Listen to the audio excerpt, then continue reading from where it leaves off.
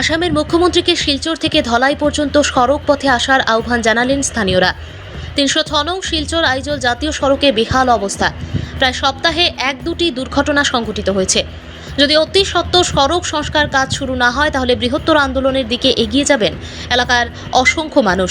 এদিকে কাবুগঞ্জে অবৈধ পার্কিং ও প্রতি বুধবার জাতীয় সড়কের পাশে সবজি বিক্রেতারা বসে থাকেন, যার জন্য যানজটের সৃষ্টি হয়। তাই প্রশাসনের দৃষ্টি আকর্ষণ করেন তারা।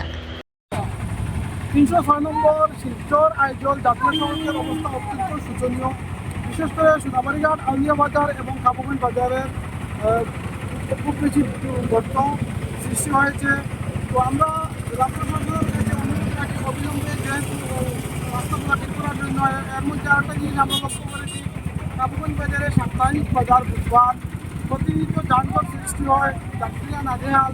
তাই আমরা বিশেষ করে দোলাই এবং পুলিশের কাছে অনুরোধ রাখছি আপনারা যাতে অন্তত বাজার দিন একজন বা দুজন পুলিশ অফিসার দিয়ে আমাদের ট্রাফিক সমস্যা সমাধান করার জন্য।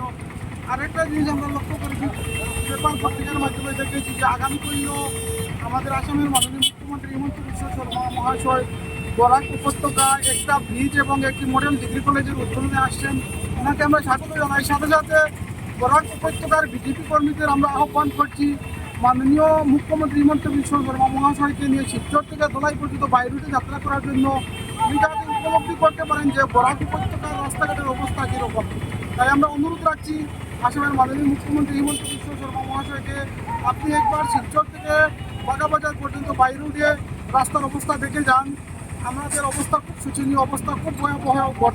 অনেক গর্তের সৃষ্টি হয়েছে, প্রতিনিয়ত দুর্ঘটনা ঘটছে এই গর্তের কারণে। তাই অবিলম্বে রাস্তাগুলো সংস্কার করা হোক, না হলে কিন্তু আমরা গণতান্ত্রিক উপায়ে আন্দোলন করতে বাধ্য হব।